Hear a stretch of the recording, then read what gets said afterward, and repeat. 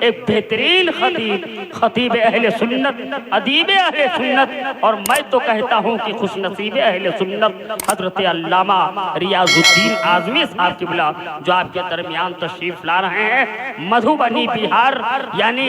ہندوستان سے جن کا تعلق ہے، پڑوسی ملک سے آئے ہوئے ہیں، اس لیے آئیے ان کا استقبال کریں۔ لیکن خوشی کی بات یہ ہے کہ حضور صدر الافاضل کی شاگردوں کی فہرست میں ان کا بھی نام ہے۔ یہ بھی خوش نصیب اسی بحر زخار کے ایک ادنا غلام ہے، آئیے اس کا استقبال کر لیں۔ نعرہ تکبیر، نعرہ رسالت، مسلک اعلی حضرت دارالعلوم قادریہ رشیدیہ، نعرہ تکبیر، نعرہ رسالت۔ علامہ و مولانا محبوب رضا نظمی و استاذ گرامی حافظ و قاری عبد الرحیم صاحب قبلہ امجدی و غلام مرتضی صاحب قبلہ، مفتی رجب صاحب قبلہ، دیگر علماء کرام کی دعائیں لے کر آپ حضرات کے سامنے بس 10 منٹ کے اندر اپنی گفتگو کو ختم کروں گا۔ آپ حضرات تقریر سننے کے لیے بیٹھے ہیں کہ نہیں؟ اگر تقریر سننے کے لیے بیٹھے ہیں تو ایک بار ہاتھ اٹھا کر کہیں یا رسول اللہ۔ ماشاءاللہ، جتنے بھی ذمہ داران محفل ہے میں سبوں کو مبارکبادی پیش کرتا ہوں،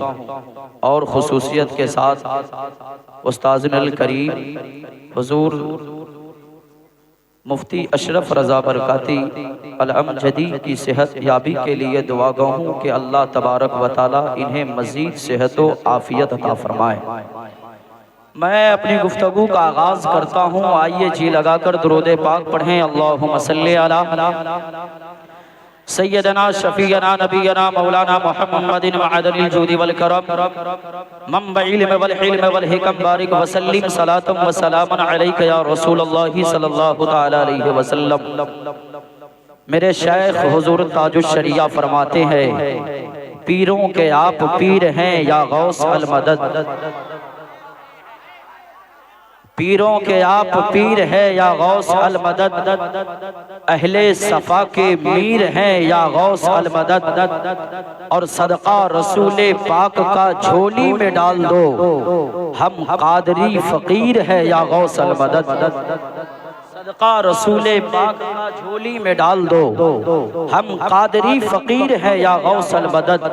درود پاک کی فضیلت بتا کر آگے بڑھنے کی کوشش کر رہا ہوں۔ آپ نے مل کر، ہم سارے لوگوں نے مل کر درود و سلام کا نذرانہ عقیدت پیش کیا۔ آئیے میں آپ کو بتاتا چلوں یہ درود و سلام ہے کیا، پڑھنے کا طریقہ کیسا ہونا چاہیے۔ اللہ کے ایک بہت بڑے ولی کامل گزرے جن کا نام صوفی سلطان میاں ہے، ان سے ان کے مریدین نے پوچھا حضور درود پاک پڑھنے کا طریقہ کیا ہے؟ انہوں نے کہا جیسے تم نماز پڑھتے ہو، جیسے یہ جملے پہ غور کیجئے گا۔ صوفی سلطان میاں نے کہا جیسے تم نماز پڑھتے ہو ویسے درود پڑھ لیا کرو۔ بظاہر بات سمجھ میں نہیں آتی، نماز میں قیام ہے، نماز میں قرات ہے، نماز میں رکوع ہے، نماز میں سجدہ ہے، نماز میں تشہد ہے، نماز میں سلام ہے۔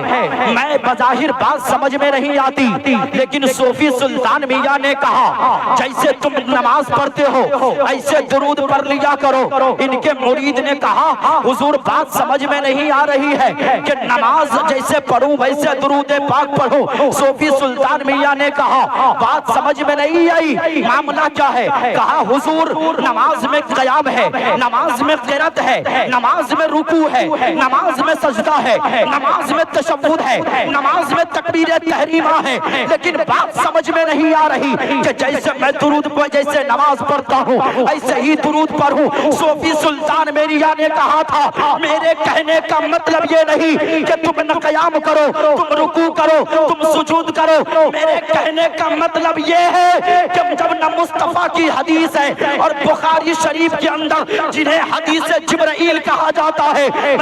جبرائیل علیہ السلام نے آقا سے فرمایا تھا یا رسول اللہ احسان کسے کہتے ہیں؟ تو میرے آقا نے فرمایا کہ احسان اسے کہتے ہیں کہ تم اللہ کی ایسے عبادت کرو کہ تم اللہ کو دیکھ رہے ہو، کہ اللہ تجھے دیکھ رہا ہے۔ صوفی سلطان میاں نے کہا تھا میرے کہنے کا مقصد یہی ہے کہ تم درود ایسے مصطفیٰ کو دیکھ رہے ہو اور تم درود ایسے پڑھو اگر مصطفیٰ کو نہیں دیکھ سکتے تو اس خیال کے ساتھ پڑھو کہ مدینے والا مجھے دیکھ رہے وہ نعرے تکبیر نعرے رسالت مسلک اعلیٰ حضرت فیضان اعلیٰ حضرت ذکر رحمت کانفرنس نعرے تکبیر نعرے رسالت استباس کیا کہنا اس خیال سے پڑھو کہ مدینے والا مجھے دیکھ رہا ہے اگر یہ خیال ہے اپنے سینے میں تو میں اس سے آگے کہنے کی کوشش نہیں کروں گا البتہ اور محفل میں بیٹھیں گے تو اسی خیال سے درود پاک پڑھیں گے جتنے علماء کرام آئیں گے سب میں آپ کے سامنے ایک بات عرض کرنے لگا ہوں لمبی چوڑی گفتگو نہیں ہوگی البتہ ان اعتراض کا جواب ہوگا جو یہ کہتا ہے کہ صدر الافاضل ہوگا جو کہتا ہے صدر الافاضل لکھنا غلط ہے میں ان لوگوں کو نہیں مانتا چاہے کہیں سے پڑھ کے آ جائے مدینہ شریف میں پڑھ کے کیوں نہ آ جائے یا مکہ کے حرم شریف کے اندر پڑھ کے کیوں نہ آ جائے یا بخاری کا درس دیتا ہو یا مسلم کا درس دیتا ہو یا ترمذی کا درس دیتا ہو یا ابن ماجہ کا درس دیتا ہو یا نسائی کا درس دیتا ہو یا بیضاوی کا درس دیتا ہو یا مدارک التنزیل کا درس دیتا ہو ہم ان لوگوں کو نہیں مانتے ہم ان لوگوں کو مانتے ہیں جو مدینے والے کا ہے ہم ان لوگوں کو مانتے ہیں جو مدینے والے مصطفیٰ کا ہے میں ایک حدیث پاک بخاری کے پڑھ کے میں جواب دینے لگا ہوں میں اب جواب دینے لگا بخاری شریف کے اندر حدیث پاک حدیث صحیح کے اندر موجود ہے میرے صحابہ نے فرمایا میرے آقا نے فرمایا اے میرے صحابہ یہ دیکھ رہے ہو نا مدینے کے اندر دو پہاڑ ہیں میرے جملے پہ غور کیجئے گا میں نے کہا اگر مدینہ میں بیٹھ کر بھی اگر کوئی درس دے دے تو یہ اس کی کامیابی کی دلیل نہیں ہے ہاں میری اس جملے کو یاد رکھیے گا اب میرے مصطفیٰ نے فرمایا میرے صحابہ مدینہ شریف کے اندر دو پہاڑ ایک ایسے ہیں جبل احد ایک احد پہاڑ ہے اسی کے ٹھیک بغل میں ایک جبل عیر ہے میرے مصطفیٰ نے فرمایا یہ دیکھ رہے ہو یہ احد پہاڑ ہے یہ مجھ سے پیار کرتا ہے میں اس سے پیار کرتا ہوں اور اسی کے بغل میں ایک جبل عیر ہے جس کے تعلق سے میرے مصطفیٰ نے فرمایا یہ دیکھ رہے ہو جبل عیر کہا یا رسول اللہ دیکھ رہا ہوں میرے آقا نے فرمایا یہ مجھ سے دشمنی رکھتا ہے میں اس سے نفرت کرتا ہوں یہ جبل عیر اب آئیے میں ان لوگوں سے پوچھنا چاہتا ہوں جو یہ اپنی سند اور اپنی کوالٹی اور اپنی علمی لیاقت ظاہر کرنے کی کوشش کرتا ہے میں ان لوگوں سے کہنا چاہتا ہوں یہ احد پہاڑ بھی مدینے کے اندر ہے جبل عیر بھی مدینے کے اندر ہے احد پہاڑ بھی مدینے کے اندر ہے جبل عیر بھی مدینے کے اندر ہے لیکن میرے مصطفیٰ نے فرمایا جبل احد یہ جنتی پہاڑ ہے جبل عیر یہ جہنمی پہاڑ ہے اب میں نے عالم تصور میں استاذ الکریم حضور مفتی اشرف رضا برکاتی امجدی کے قدم مبارک کو چوما اور چوم کر کہا حضور بات سمجھ میں نہیں آ رہی لوگ اپنی علمی لیاقت پیش کرتے ہیں لوگ اپنی صلاحیت پیش کرتے ہیں لوگ اپنی سند پیش کرتے ہیں لوگ اپنا ٹائٹل پیش کرتے ہیں لیکن حضور ذرا یہ بتا دیا جائے کہ یہ تو مدینے کے اندر دو پہاڑ ہے میرے مصطفیٰ نے فرمایا ایک جنتی پہاڑ ہے ایک جہنمی پہاڑ ہے بات سمجھ میں نہیں آئی میرے استاذ کریم نے فرمایا بیٹا بات اتنی ہے کہ یہ مدینے والے مصطفیٰ سے پیار کرتا ہے اس لیے یہ جنتی پہاڑ ہے اور یہ جبل عیر ہے یہ مصطفیٰ سے نفرت کرتا ہے اسی لیے جہنمی پہاڑ ہے پتا کیا چلا کامیاب وہی ہے جو مصطفیٰ سے پیار کرنے والا ہے اور ایک جملہ یاد رکھنا مدنی ہونا کمال نہیں مدینے والے کا ہونا کمال ہے نعرے تکبیر نعرے رسالت مسلک اعلیٰ حضرت فیضان اعلیٰ حضرت ذکر رحمت کانفرنس فیضان حضور صدر الافاضل نعرے تکبیر نعرے رسالت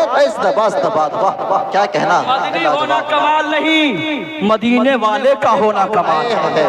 یہ جملہ میں نے کہا اب آخری بات کر کے حضرت چاہتا ہوں آخری بات میں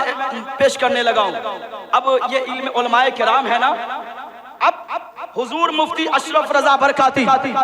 اگر کوئی ان کی گستاخی بحیثیت انسان کرتا ہے، اگر بحیثیت انسان کرتا ہے تو اس کا حکم الگ، اگر بحیثیت عالم کر رہا ہے تو ان کا حکم الگ۔ مفتیان کرام موجود ہے،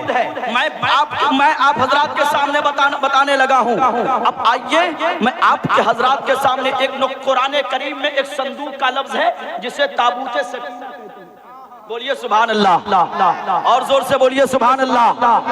قرآن کریم میں ایک صندوق ہے جسے تابوت سکینہ کہتے ہیں۔ اب یہ تابوت سکینہ جو ہے حضرت آدم علیہ السلام پہ نازل ہوا،